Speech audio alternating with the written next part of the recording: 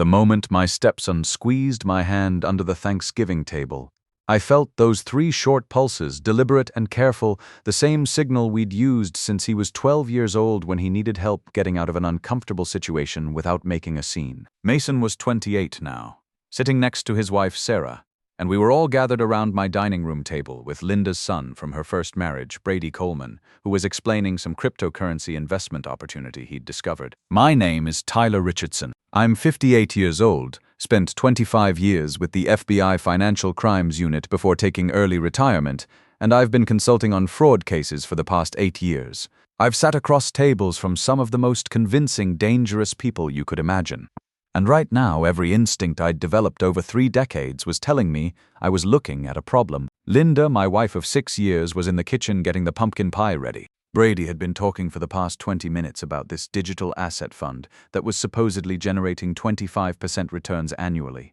He had documents, charts, a whole presentation on his laptop. But Mason had just given me our old distress signal. We'd developed that signal 4 years ago when Mason was 24 and Linda and I were newlyweds trying to figure out how to blend our families. Mason had been skeptical of me at first. Understandably so, his father had walked out when he was 16.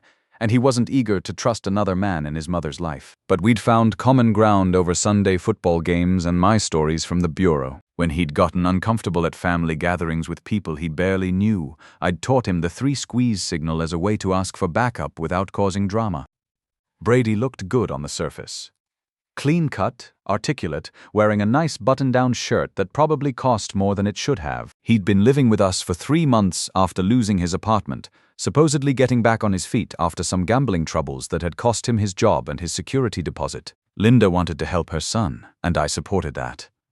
Family takes care of family. But the numbers Brady was throwing around didn't add up. No legitimate investment generates 25% annually in today's market. The fund he was describing, something called Apex Digital Capital, claimed to use AI trading algorithms and blockchain technology to exploit market inefficiencies. That's the kind of language that sounds impressive to people who don't know what it actually means. I kept my expression neutral and asked Brady where this fund was registered. He smiled and said that was actually one of the advantages. Less regulatory friction meant faster capital deployment and higher returns. Less regulatory friction. That phrase hit me like a cold slap.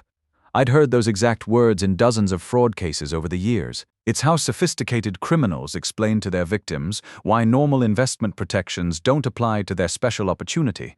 Linda came back with dessert, and Brady smoothly shifted the conversation to family topics. He asked about Sarah's new job at the insurance company, complimented Linda on the meal, told a funny story about something that happened at his temporary warehouse job. He was good at reading the room, knowing when to push and when to back off. Classic manipulation technique: build rapport, establish trust, then gradually introduce the ask. After dinner, while Linda and Sarah were cleaning up, Brady pulled Mason aside to show him something on his phone. I positioned myself where I could observe without being obvious. Brady was scrolling through what looked like account statements pointing at specific numbers. Mason nodded along, but I could see tension in his shoulders the way he glanced toward me when he thought Brady wasn't looking. When Brady excused himself to use the bathroom, Mason came over to where I was sitting. "I need to talk to you later," he said quietly. "Privately?" "About what?" "Brady's been pressuring me to invest my 401k rollover money. Says there's a deadline coming up, some kind of intake window that closes next week. My retirement plan had been rolled into an IRA when I left the bureau. If Mason had recently changed jobs, he'd be dealing with the same situation. Rolling over 401k money creates a window of vulnerability when funds are in transition between accounts. It's exactly the kind of opportunity that financial predators look for. How much are we talking about? 240,000. I managed to keep my face completely neutral, but inside warning bells were going off like a fire alarm. That was serious money, life-changing money, the kind of amount that could destroy someone's retirement if it disappeared.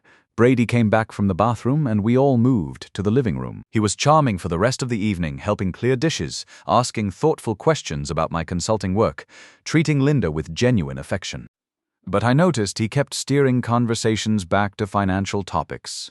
The stock market, inflation concerns, the need for alternative investments that could outpace traditional banking.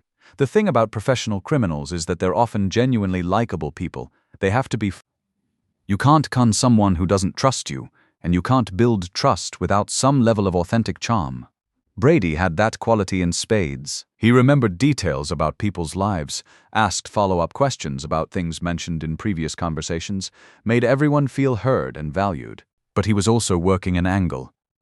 Every financial comment was designed to plant seeds of dissatisfaction with conventional investing. Every story about his warehouse job emphasized how temporary and unsatisfying it was, how he was looking for something better. Every mention of the Apex Fund came with just enough technical detail to sound sophisticated without being specific enough to be verifiable. After Brady and Mason left, Linda and I were alone in the kitchen. She was loading the dishwasher, and I could tell she wanted to talk about something. "Brady seems to be doing better," she said, not looking at me directly. "Better than what?" "Than when he first moved in. More focused. He's been talking about this investment opportunity, says he's found a way to get back on track financially." I dried my hands on the dish towel. "What kind of investment?" "Some kind of digital fund. High returns, he says. He's been showing Mason information about it. Have you seen any of this information?" "Not really. It's all on his computer, charts and numbers. You know, I don't understand that stuff. But he seems excited about it, more hopeful than I've seen him since the gambling problems started." That night I lay in bed thinking about Brady's presentation. The 25% returns, the regulatory avoidance language, the artificial urgency. In 25 years with the Bureau, I'd seen the same pattern dozens of times. The only variable was how sophisticated the criminals were and how much money they managed to steal before getting caught. But this was family. Brady was Linda's son, living in our house, eating meals at our table. Linda had been through hell with his gambling addiction.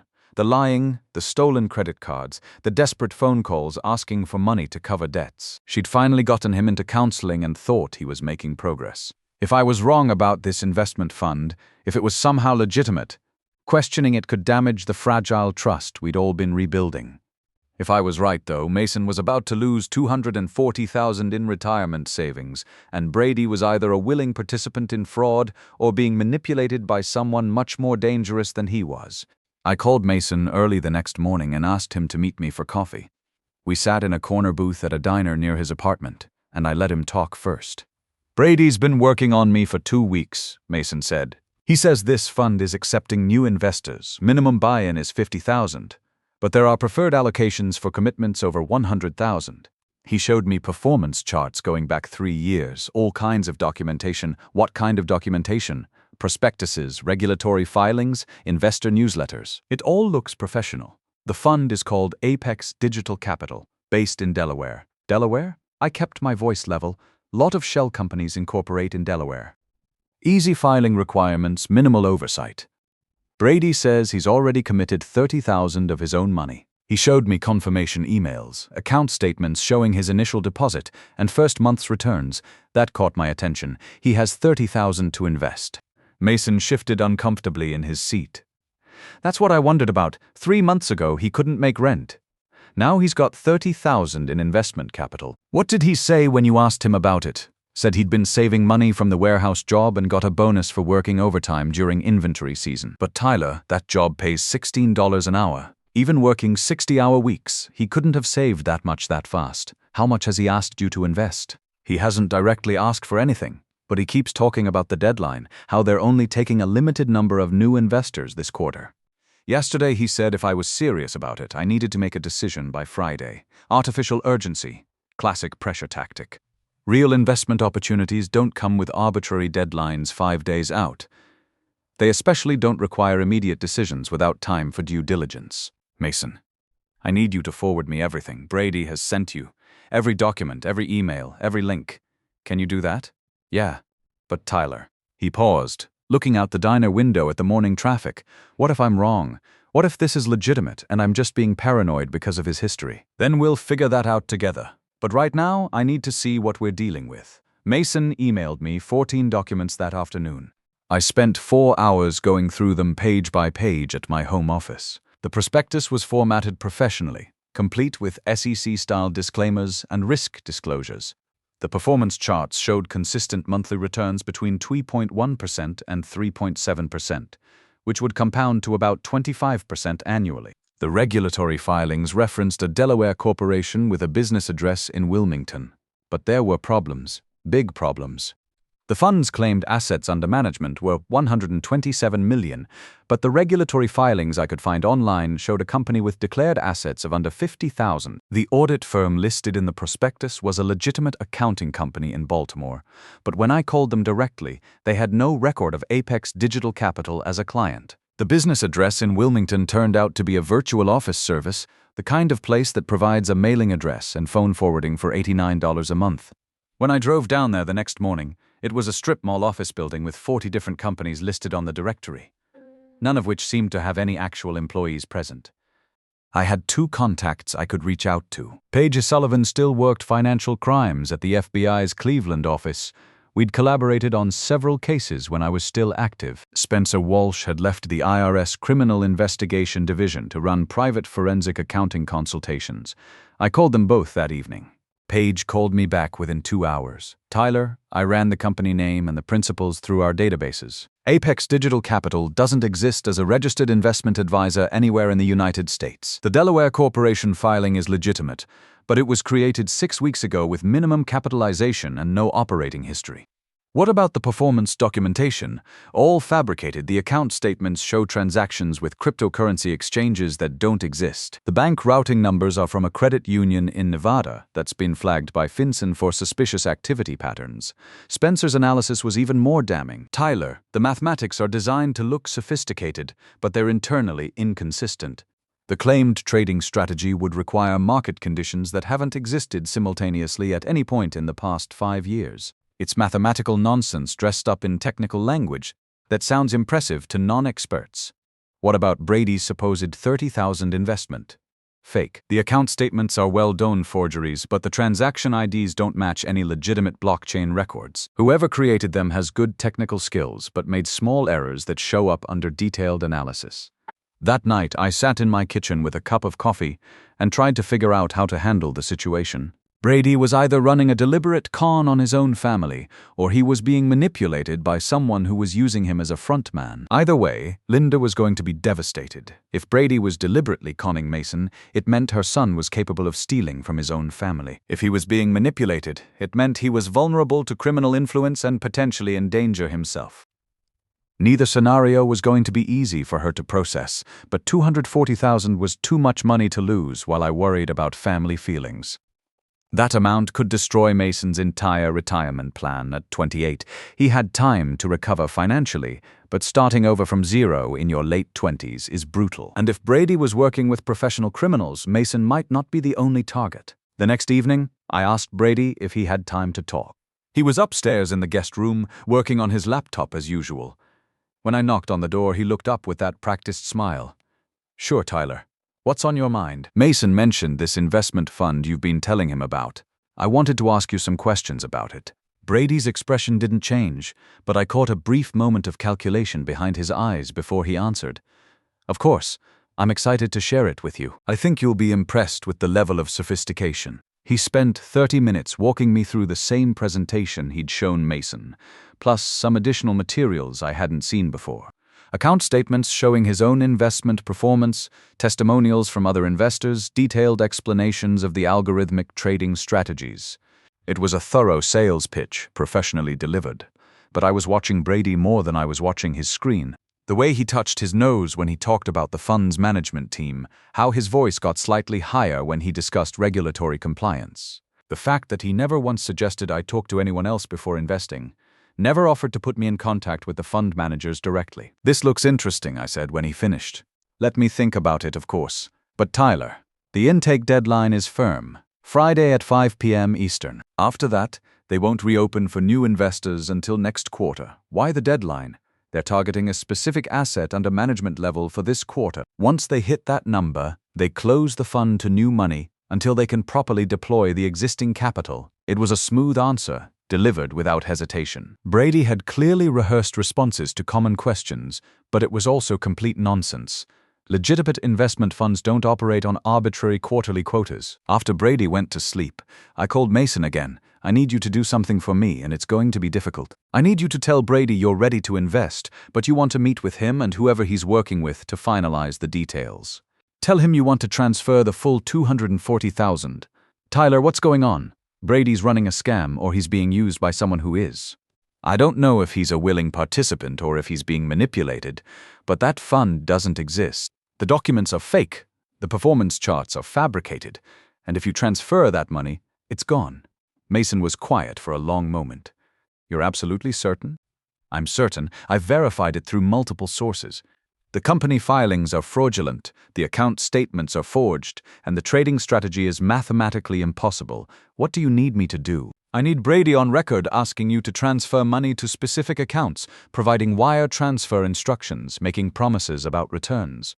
In Ohio, you can record a conversation you're part of without disclosing it. If we can get him to walk through the entire process, we'll have evidence that will hold up in court. And if he refuses, if he gets suspicious, then we'll know he's aware it's a scam. But Mason, I don't think he will refuse. I think he's been coached on how to handle this exact situation. Mason called Brady the next morning and said he'd decided to move forward with the investment. Brady was immediately available to meet that afternoon at a coffee shop downtown. I gave Mason a recording app for his phone and went over exactly what he needed to document. The meeting lasted 90 minutes. Mason came home with everything we needed. Brady had provided specific wire transfer instructions for an account at a credit union in Nevada. He'd promised that Mason's money would be working for him within 48 hours and generating returns within the first month. He'd also mentioned that larger investors sometimes received bonus allocations if they could bring in additional family members. Most importantly, Brady had pressured Mason to complete the transfer by Thursday morning, claiming that waiting until Friday would risk missing the deadline due to bank processing delays. I called Paige Sullivan that evening and told her we had recorded evidence of interstate wire fraud solicitation. She asked Mason to upload the audio file to a secure FBI portal. Paige called me back at 7 a.m. the next morning. Tyler, we're moving today. The account in Nevada is connected to 4 other fraud cases we've been tracking across multiple states. Your Stepson just helped us close a significant investigation. What about Brady? Local agents will pick him up this morning. We'll need statements from you and Mason. But the recording gives us everything we need for charges. There's something else, though. The investigation shows that your stepson wasn't working alone. He's been in contact with a woman named Brooke Harrison who's been running similar schemes in Colorado, Arizona, and California. So he was being manipulated. Partially. The phone records show she contacted him first about 6 weeks ago. But the conversations suggest he was a willing participant, not a victim. She offered him a percentage of whatever he could bring in, plus help covering his gambling debts. My stomach dropped.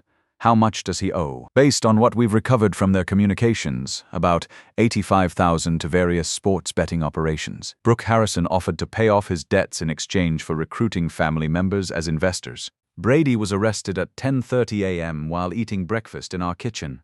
Linda was at work, which probably made it easier for everyone involved. He didn't resist, didn't argue, just put his hands behind his back when the agents identified themselves and read him his rights. The look on his face wasn't surprise or outrage. It was resignation, like he'd been waiting for this moment and was almost relieved it had finally arrived. As they were taking him to the car, Brady looked back at me through the kitchen window. "Take care of Mom," he said. "Don't let her blame herself for this." The investigation that followed revealed the scope of Brooke Harrison's operation. She had been running similar cryptocurrency scams in 6 different states, using local recruits like Brady to target family networks and close-knit communities. The total amount stolen across all her operations was over $2.8 million from 23 different victims. Brady's gambling debts had made him desperate, and Brooke had offered him what seemed like a solution, help covering his $85,000 in debt in exchange for bringing in investors from his family. She'd provided all the documentation, coached him on the sales presentation, and promised him a 10% cut of whatever money he could bring in. The tragedy was that Brady had genuinely convinced himself he wasn't hurting anyone. In his recorded conversations with Brooke, he kept asking about exit strategies, ways to ensure the investors would eventually get their money back. She'd told him the fund was real but temporarily cash poor, that new investor money would be used to cover early returns until the trading operation became profitable. It was a complete lie, but Brady had wanted to believe it because it allowed him to rationalize what he was doing. Brady was offered a plea agreement that included full restitution to all victims, 18 months supervised probation, and mandatory gambling addiction treatment. The federal prosecutor emphasized that his cooperation had been crucial in building the case against Brooke Harrison and shutting down her entire network. Linda was devastated, but she supported our decision to press charges. "He needs real consequences," she said, "and other families need to be protected from this kind of thing." The hardest part was explaining to Linda how long I'd suspected something was wrong and why I hadn't told her immediately. She felt betrayed that I'd investigated her son without including her, and it took several difficult conversations for us to work through that breach of trust. But she also understood why Mason had come to me first. As she put it, "You're the one with the expertise to know what to look for." I would have wanted to believe Brady was telling the truth because I'm his mother. 3 months later, Mason and Sarah came for Sunday dinner. Just the four of us, since Brady was in a residential treatment program in Cincinnati that combined addiction counseling with financial literacy education. Linda had been visiting him every other weekend, and the reports were encouraging. After dinner, Mason helped me with the dishes while Linda and Sarah looked through old photo albums in the living room. "I keep thinking about how close I came to transferring that money," Mason said. "If I hadn't given you the signal at Thanksgiving, but you did give me the signal." That's the important part. How did you know so quickly that something was wrong? I dried a plate and set it in the cabinet. The timeline was too aggressive. The returns were impossibly high, and Brady was too eager to get you committed before you could think it through or get a second opinion. Real investment opportunities don't come with artificial deadlines. What should I do with the 401 kilo money? Put it in diversified index funds. Boring, steady, regulated index funds managed by major investment companies. You'll get 6 or 7% annually over the long term, and you'll sleep well at night. Mason nodded. Brady called me last week from the treatment center. How did that go? He apologized, said he was desperate and made terrible choices, but he never wanted to hurt me personally. I think he meant it. Probably did. That's how these situations work.